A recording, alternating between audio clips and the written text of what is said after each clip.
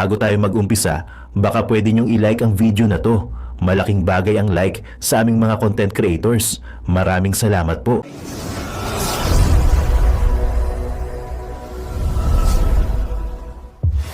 George Garcia, naglolokohan lang tayo dito kapag walang paraan para sa isang botante na ma-verify if yung encrypted ballot ay pareho doon sa ballot na kinast nila.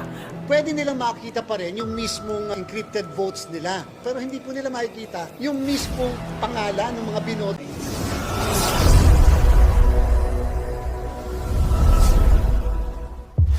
Marami ang natuwa sa pagboto online ng mga OFWs sa unang araw ng overseas voting. Pero laking gulat ng karamihan na iba ang lumabas na mga pangalan ng kandidatong hindi naman nila binoto, partikular na ang mga senador na nasa alyansa ni Bongbong Marcos imbis na PDP laban ng mga senador na kanilang ibinoto. Pero agad namang nilinaw ni COMELEC Chairman George Garcia na wala raw sablay sa sistema. Ang nakita raw ng mga OFW ay parte lamang ng security features ng internet voting. Isang paraan para masigurong safe at hindi madaling madaya ang proseso. Paliwanag pa ni Garcia, hindi raw totoong yun ang actual na ibinoto nila. Encrypted script lamang. Hindi pa readable sa una. Kapag na-decrypt na, saka lang lalabas ang totoong ibinoto nila. Confidential at secured. Bawal din daw kumuha ng screenshot o picture ng screen matapos bumoto para maiwasan ang vote buying. Subalit, agad naman itong kinontra ng kilalang abogado at IT expert na si Attorney Harold Respicio dahil dapat makita umano ng mga OFW ang resibo ng kanilang mga ibinoto katulad na lamang ng normal na botohan sa Pilipinas. Malinaw anyang pandaraya ito ng COMELEC upang maisakatuparan ang plano ni Bongbong Marcos at George Garcia na manalo lahat ng 12 senador ng administrasyon. Komento pa nga ng ilang dismayadong netizens, wala na bang paraan yan? Parang harap-harapan na po ang panluloko ng nasa gobyerno. Until now, wala pang napapanagot. COMELEC, magkano ang bayad? Ubos na ang pondo ng bansa. Pahingi naman dyan, yung kaluluwa nyo nasa apoy na ng impyerno. Buhay pa kayo, nasunog na. Kasama ang buong angkan nyo, nabuking na halos whole world, sikat na ang Pinas. Di na maitatago dahil sa technology na marami pa rin, matatalino at may takot sa Diyos. Huwag kayong papayag dyan dahil dadayain nila. Tama ang sinabi ni Bangat, 12-0 nila yan. Kaya ginawa nila yan dahil alam nilang mananalo talaga ang mga Team Duterte. Umayos ka COMELEC dahil taong bayan ang makakalaban mo. Kahit ano pang explain mo dyan, hindi pa rin uubra ang sinasabi mo dahil madadaya lang kami dyan. Totoo, Attorney Harold, sinabi ni George na QR code lang daw ang makikita sa encrypted ballot pagkatapos nilang bumoto. Pero ang reklamo nila, pagtingin nila sa encrypted ballot, ang nakasulat ay pangalan ng hindi nila ibinoto. Ako mga kababayan, COMELEC, nag-uumpisan mandaya. Diyos ko, ano ba to? Okay guys, magandang araw sa inyo, no? Napakaganda ng video natin. Nako, dito sa video na to, nakita nyo naman yung preview, no? COMELEC, nag-uumpisan ng mandaya. Yung mga nag-online voting ng mga kababayan natin ng mga OFWs, iba-iba na yung mga lumalabas ng mga pangalan. Nako, paano ba to? So mga kababayan, no, dito sa video na to, mapapanood nyo si Boss Banat Bay. Ang lupit ng komento rito. Ngayon, magbibigay tayo ng komento sa reaction video dito sa ating content, no. Ang nakikita ko rito mga kababayan, no, talagang hindi na mapipigilan yan dahil sila ang nakaupo sa posisyon, no. Kahit sabihin mo na wag ituloy itong online voting, wala na, kasado na eh. Kaso, no, yung mga kababayan natin nagrereklamo na sa ibang bansa dahil binoto nila straight ang PDP laban. Bakit yung alyansa ang lumalabas?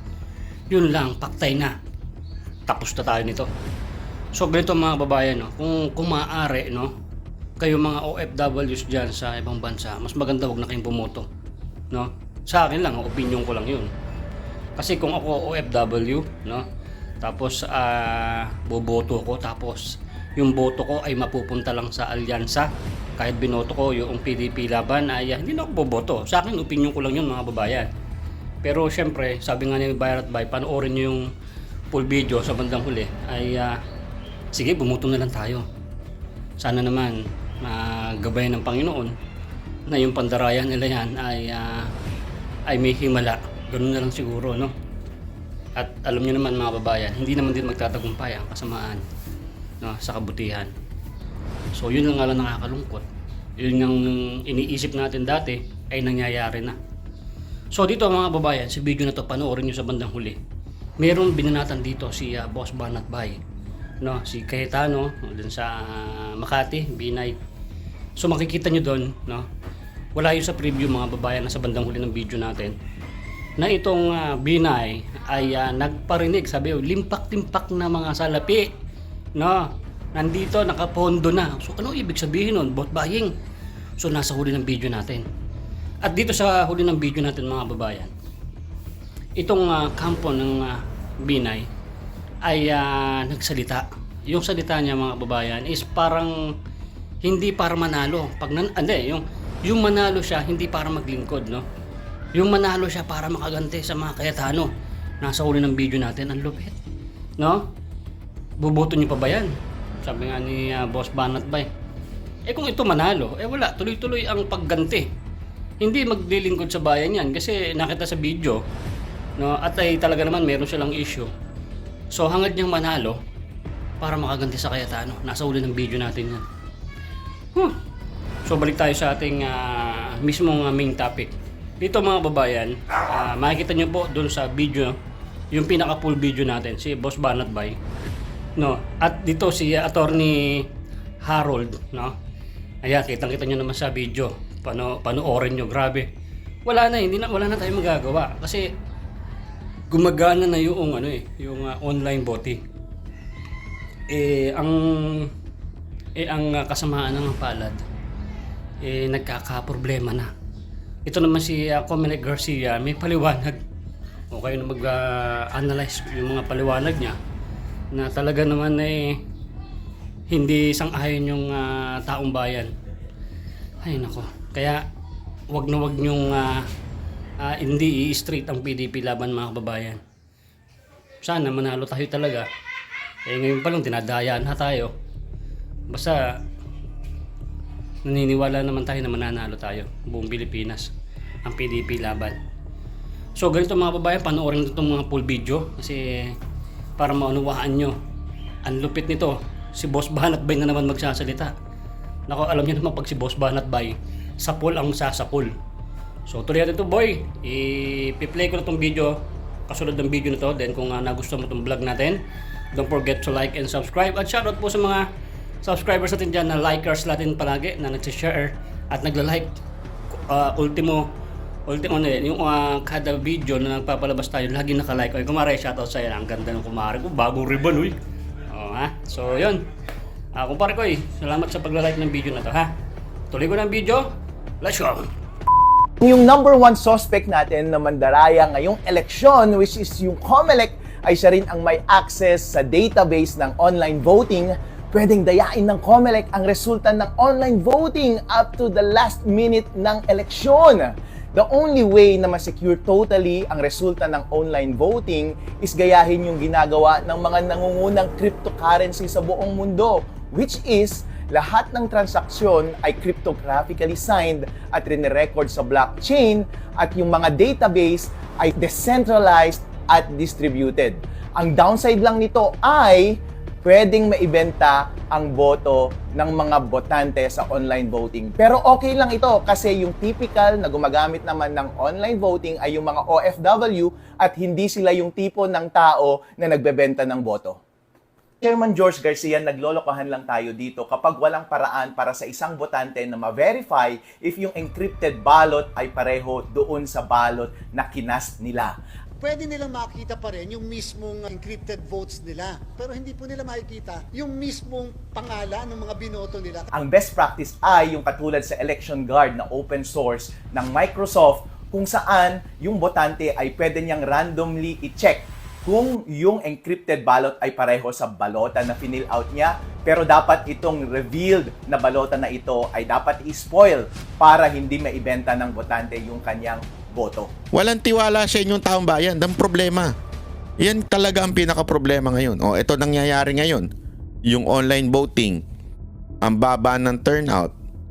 Tapos, yung turnout pa, ganyan. Nakita nyo? Siguro, ewan ko I really hope hindi. Kasi ako, I'm part of helping some OFW na magkaroon ng awareness pagdating sa botohan. As a matter of fact, lagi ko nga sinasabi yan, nonsense ang rally at sigaw natin kung hindi naman kayo boboto. Pero ngayon, paano magtitiwala ang mga OFW? Kung yung mismong parang ano yun yung parang proof na binoto nila, ibang pangalan. Tapos ang palusot ninyo dahil kesyo para hindi maibenta yung boto. Oh, sige nga. Para hindi mabenta yung boto, kasi pagka lumabas daw yung mga binoto mo, baka picturean, tapos isend doon sa, o i-screenshot, isend doon sa nagbibigay ng pera. Oo nga, maaring na-achieve nyo yun. Pero, still, yung mga botante, hindi naman confident na talagang naboto nila ay at pumasok sa system ninyo yung kanilang binoto. Ano na nga po sila meron na nga silang duda dahil sa mga desisyon ninyo na ang pinupunan nyo lang yung mga hindi nasa administrasyon, tapos yung mga desisyon ninyo na online, na palpak, hindi makaboto yung iba, pag nakaboto naman iba yung pangalan. Panoorin natin ito para malaman natin kung talagang ang dayaan ay nagsimula na ba o hindi. Nagrereklamo ang ilang Pinoy sa ibang bansa matapos bumoto online. Hindi raw tugma ang mga binoto nila sa lumabas sa kanilang QR code. May paliwanag naman dyan ang COMELEC. Nasa frontline ang balitang yan si Kari Cator. Kumakalat ang mga post ng ilang Pinoy sa ibang bansa sa pagsisimula ng internet voting para sa Bilang Pilipino 2025. Ayon sa isa na nasa Singapore, hindi tugma ang mga pangalan ng mga binoto niya sa lumabas sa kanyang encrypted QR code. Ang nakita niya rito, mga kandidatong hindi naman daw niya pinili. Tanong tuloy niya, paano nila malalaman kung tama ba ang mga binilang na boto nila? May paliwanag dyan ang COMELEC. Pag pinindot po kasi nila yung QR code, ang lalabas po doon, hindi na yung pangalan ng mga kandidato na kanila pong binoto. Lalabas po dyan ay machine-readable codes ng lahat ng kandidato. Bakit? Hindi po talaga namin bibigay yung mismong pangalan pagkatapos ma-cast kasi pwedeng gamitin sa vote buying. Alam mo, sana in-explain nyo yan nung una. Hindi kasi klaro At saka sana walang pangalan. Ang daming question Una-una, kaduda-duda na nga yung online. Ibig sabihin, dun pa lang sa pag-online, marami na sa ating mga kababayang OFW, medyo nagdududa na. Kasi alam naman natin, ang dali ma-hack sa Pilipinas. Yun yung mga departamento sa Pilipinas government department. Nahahack yan pa kaya. So yan, eto hindi ko sinasabing totoo. Okay? Pero yung duda na andun na. Yung duda ng tao na andun na. Tapos, sana man lang pinaliwanag yun nung una bago nagsimula ang botohan, hindi nyo din pinaliwanag. Tapos ngayon, merong ibang pangalang lalabas. Di sana code na lang. Kasi yung palusot na, sorry pasensya ka na, COMELEC chairman, yung palusot na iba yung pangalan? Bakit? Alam mo, bakit yun ng pangalan lumalabas? Hindi ba pwedeng wala na lang lumabas sa pangalan kung ang purpose pala ay itago yung mga binoto? Bakit yun na lumalabas? There is something wrong. Yun lang sa akin yun Kasi the purpose para hindi nga mabenta daw yung boto mo, hindi ma-screenshot. Tapos ibebenta mo ngayon doon sa, di ba? Ganon. But still, di sana wala na lang pangalan. Bakit may pangalan? Ang labo naman, sir. Nung palusot natin, medyo nagduda na nga ang tao. Mas lalong kaduda-duda pa itong ginawa ninyo. Pangalan, pagkatapos ma-cast, kasi pwedeng gamitin sa vote buying. Ayon pa kay COMELEC Chairman George Garcia, random ang mga pangalan sa QR code. Hindi raw ibig sabihin na sila ang mga binoto sa balota. Pwede naman daw ma-check kung tama ang nabilang ng mga boto sa halos 80 posts ng COMELEC sa ibang bansa. Pero magagawa lang yan matapos ang botohan sa May 12. Ang resibo ay hanggang dyan lang sa loob ng presinto at ito ay idedeposito sa ating ballot box. Kahit sa araw ng eleksyon, yung mga resibo natin, meron po siyang QR code. Kahit subukan po ng mga botante na barilin nyo ng cellphone nila o i-capture, wala po silang makukuha din doon. Hindi po sila otorisado, hindi natin talaga yon papayagan kasi nga paglabas, mapapakita nila yung picture sa QR code at pagkatapos pwedeng gawing basihan ng vote buying. Hindi mo nga pinayagan maglabas ng resibo pinayagan mo na magpicture. Ang election watchdogs na NAMFREL at PPCRV magkakaroon din daw ng sariling beripikasyon ng mga botong nakapaloob sa mga encrypted QR code. Sabi ng COMELEC, normal namang magkaroon ng agam-agam ang mga Pinoy sa ibang bansa, lalo't ito ang unang beses na nagsasagawa ng online voting. Pero wag daw sana itong maging dahilan para hindi na sila bumoto. Inaasahan ng COMELEC na hindi bababa sa 55% ng 1.2 million registered overseas voters ang mga boboto ngayong taon. Pero sa kasalukuyan, nasa 55,000 pa lang ang nag-enroll Grabe, no? sa internet voting. Paano nga kasi? Ay nako, ewan ko sorry pero medyo palpak talaga Mas lalo tuloy kaduda-duda talaga yung ginawa ninyo Solusyonan nyo yan. Dapat nung una pa lang talagang itinuro nyo na maayos. Wala akong narinig na OFW na nagsasabing maayos yung botohan ngayon. Lagi. Madaming nagre-reklamo sa akin. Sabi ko nga, anong gagawin ko? Hindi man ako parte ng COMELEC. I mean, sorry ang dami nagre-reklamo sa akin Wala man ako magawa. Hindi naman ako parte ng COMELEC. Hindi man lang pinaliwanag ng COMELEC, wala talaga. Hinikayat din ng palasyo ang mga OFW na makiisa sa botohan. Ito po ay karapatan po talaga nila. Bakit ba tinatanong yan si attorney?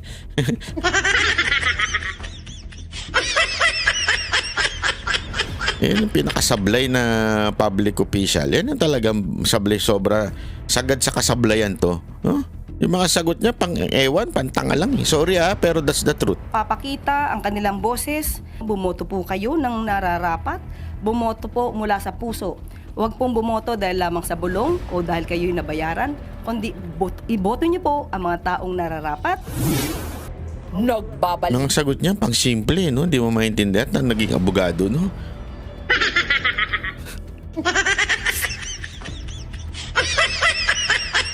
That's the best of Marcos administration. Grabe, alam mo. Ay nako. Pero mga kababayan, bumoto pa rin kayo mga OFW. Kahit ganyan, boto pa rin kayo. Kahit na nakaka-frustrate tong ginawa ng COMELEC, bumoto pa rin kayo. Kasi sayang ang laway natin pag di kayo bumoto. Hindi naman siya tiwala na lang talaga sa Diyos kung yung boto nyo kasi malalaman naman niya mga kababayan May voters turnout yan yung mga OFW kung sino binoto ninyo. Ang problema kasi dito, yung sinasabi nilang malalaman mo after the election na, doon pa magkakaalaman. Pero kasi ang sinasabi ko nga paulit-ulit, yung bagang duda. Sana natanggal nung una kung naipaliwanag nung una. Pangalawa, kung sana walang pangalan, di sana walang duda. I mean, if you want code, why not code ang inilagay? Bakit pangalan ng kandidato? Don't tell me hindi pwedeng gawa ng paraan yun. Diba? Pwedeng gawa ng paraan yun. Pero bakit yun? Bakit yun ang nailagay? Mali Mali talaga So lalo tuloy kasi yun na dapat sana naunawaan ng COMELEC na yun dapat ang tanggalin. Kasi nagduda na nga dun sa online. Marami nang nagrereklamo sa online. Bakit hindi kayo nakikinig? Tapos meron pang ganito. Kita niyo yung voters turnout ngayon, ang baba, sobrang baba. Kasi nga yung duda nandun. Sana tinanggal nyo. Yun ay trabaho ninyo. Diba? Yun lang naman po sa akin. Hindi naman ako OFW, sa Pilipinas pa rin ako boboto, pero yung duda kasi, yung duda ho sa mga kababayan natin, yun ang dapat mawala. Pagka ganyan, gambante, kudasay na lang ang masasabi ko dyan. Huh? Wala talaga eh. Anyway, maraming salamat. Sana lang i-share nyo itong video na ito para patuloy po tayo may pamahagi ang mga katotohanan. Alam nyo, sa panahon ngayon, social media na lang talaga ang kakampi ninyo. Marami pa nga sa social media, bilis magganon eh. Hindi, ako ayoko manira ng kapwa kasi mahal ko lahat ng mga vloggers, pero may mga vlogger talaga na madali masway. Sa akin mga kababayan, doon tayo sa Banateros. Banateros, matibay. Maaasahan nyo kami. Hindi, alam mo kasi kaming Banateros, lahat po kami, wala po sa amin napabudol. Hindi ko kami nagyayabang Pero hindi po kasi kami yung tipo ng we follow the wave. We go against the wave. Lalo na pag sa tingin namin ito ang tama. Wala kaming pakialam. Hindi kami gumawa ng vlog because uhaw kami sa popularity. O ginawa namin tong vlog na ito because gusto namin ma-recognize ng mga tao. Hindi. We did this vlog because ito yung laman ng aming mga puso. Kaya maaasahan nyo kami na talagang totoo. Ang kakampi namin kayo. Hindi kami itong nangyayari na to, nagkakasubukan ngayon. Basta kami kakampi kami. Sa tingin namin ay tama. Kayo na lang ang magsabi kung ano sa tingin ninyo ang tama at mali. Kanya-kanya ho tayo. Pero gayon pa man, nakikita ko naman ang pulso kasi nagpa-poll ako 80% nagsasabing hindi nila iboboto si Senator Amy. 20% lang magsasabing boboto nila. Nakakatuwa dahil hindi na kayo nagpapabudol. Diba? Nakakatuwa po yun. Congratulations natin ang bawat isa. Palakpakan. Sana po ay patuloy na wag po kayo magpapabudol dahil I understand yung mga dahilan ng iba dyan, pero it's just so frustrating. Laban tayo. Duterte, ipaglaban natin. Double time tayo. Double time natin ang mga Duterte. Hindi lang ho natin ito i-voice out. Ikampanya natin sa mga kaibigan. Ikampanya natin sa mga kamag-anak natin. Ipaliwanag natin sa kanila bakit kailangan straight. Ulitin ko straight. Hindi lang isa, hindi lang 5, hindi lang 3, hindi 7. Straight kailangan 10. Pasok sa banga. Ika nga. Ipaliwanag natin yan. Papakita ko sa inyo may papakita ko sa inyo. Ito ko.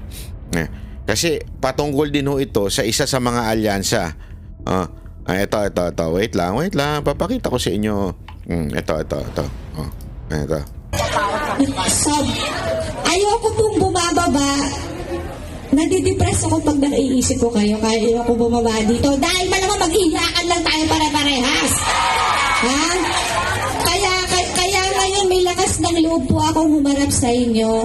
Dahil ang magiging kasama, kasangga, kaibigan po natin na kailangan po natin na may counterpart ako sa Kongreso ay ang isang Pami Zamora.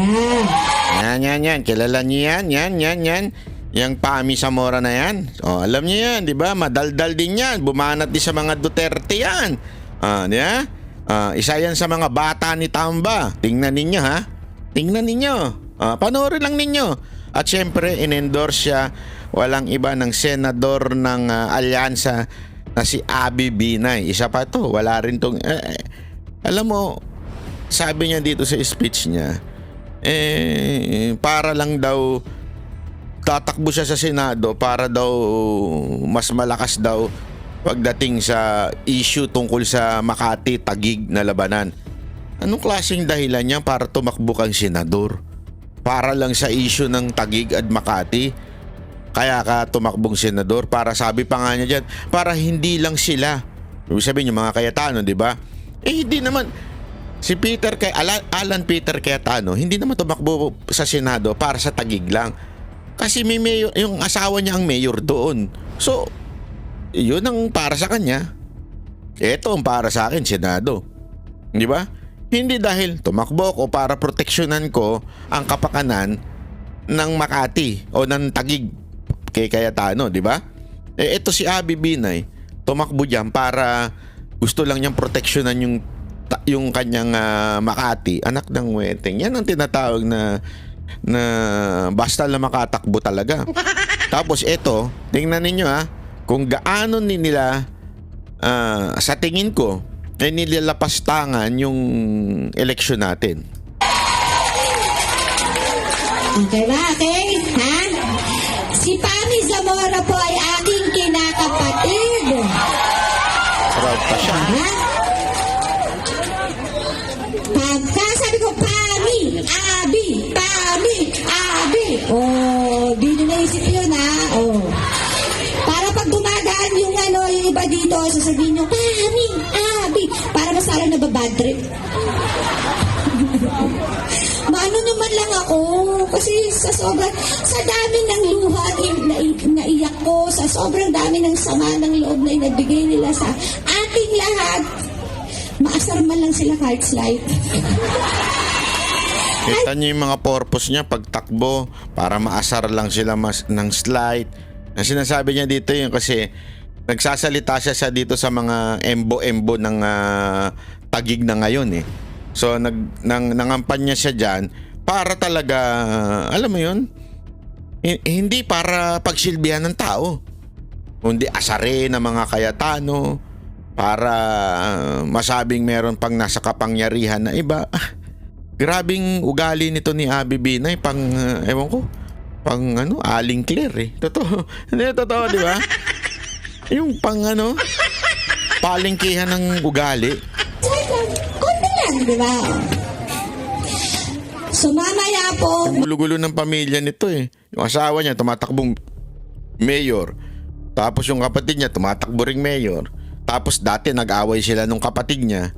Ang gulo ng mga pamilya ng mga Binay sa totoo lang walang biro. magsasalita po si Kong Pami. Papakitaan niya kayo ng mga limpak-limpak ng pera dahil marami siyang pondo.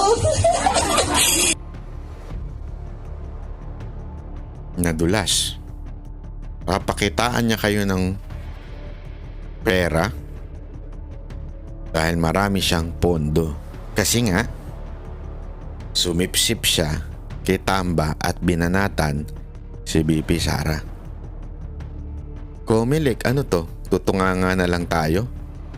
Sinitan niyo yung cookie ni Mocha dahil akala ninyo bastos?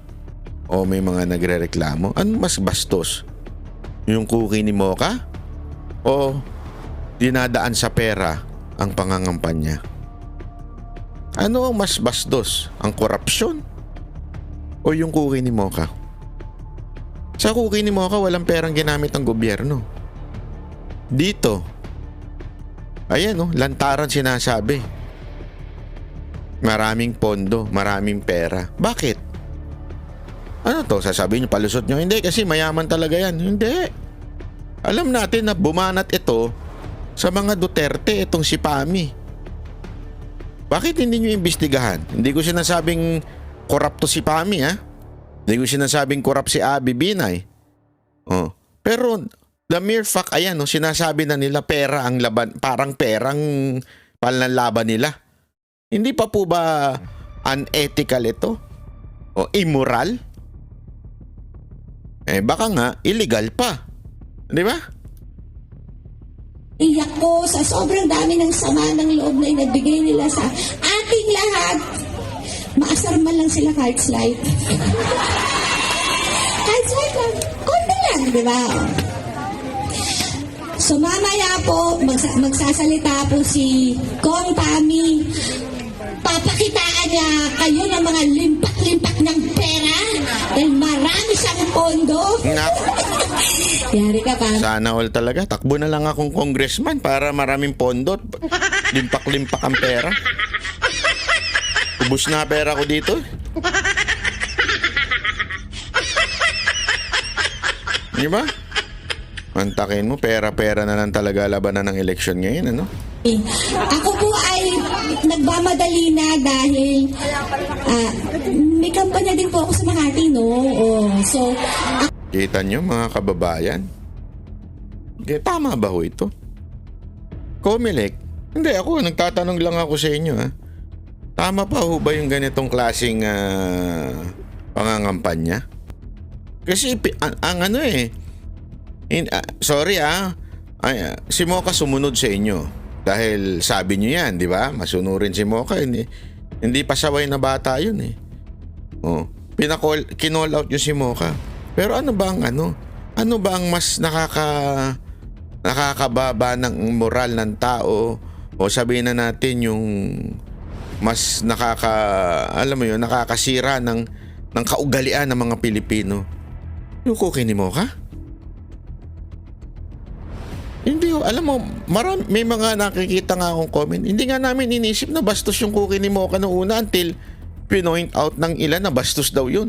Kasi nga again, depende yan sa utak mo. Kasi yung cookie ni Mocha, it is really her business before.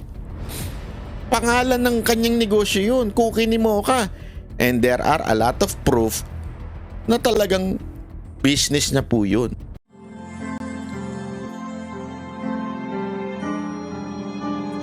Melody ng song. ang bayan ko'y pinagpala pagkat sa aming pinigay ang isang biyaya na mag-aahon sa hirap at dilim ng kahapon at sa bawat Pilipino'y magtatanggol sa bayan ko dating laganap pang-api at dusa sa aming mga mahihirap ngunit ikaw ay dumating sagot sa aming mga dalangin muli kaming babangon mabuhay ka Tatay Digong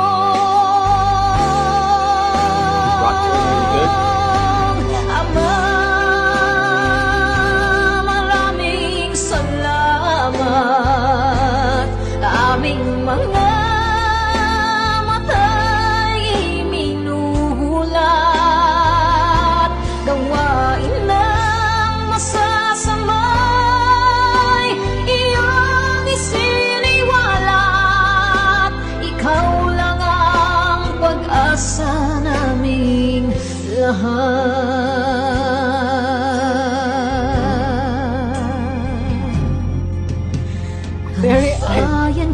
Pinamatay niya ako kung iyak ako. Pilipinas muling makikilala at itataas katahimika'y maghahari sa ating puso'y mamamayani mga ngiti sa labi di mapapawi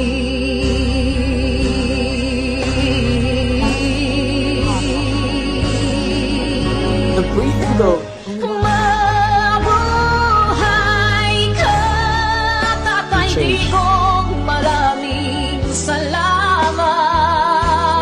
Ang malasakit sa Pilipino ay walang kasing tapat. Ika'y paglalaban ng iyong mga anak. Kang biyaya sa bansang Pilipinas.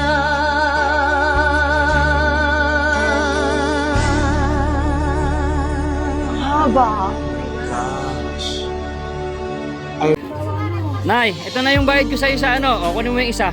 Isa muna. Iyan Tapos, isa pa. Diba? 4 dapat na sardinas yan.